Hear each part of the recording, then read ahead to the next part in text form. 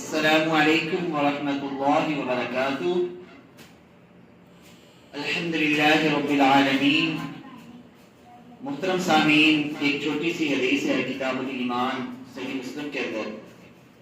آپ صلی اللہ علیہ وسلم نے فرمایا کہ تین قسم کے لوگ ہیں جن سے قیامت کے دن اللہ تبارک و تعالی نہ تو کلام فرمائیں گے، ان سے بات چیت کریں گے، نہ انہیں پاک کریں گے اور نہ ہی ان کی طرف رحمت کی نظر سے دیکھیں گے۔ ان کے لیے دردناک عذاب ہے۔ تو ایسے تین لوگ کون سے ہیں؟ ان میں سے پہلا وہ شخص ہے جو بڑھاپے کی عمر میں پہنچ گیا لیکن اس نے زنا کرنا نہ چھوڑا، تو ایسے شخص کے لیے دردناک عذاب ہے کہ اللہ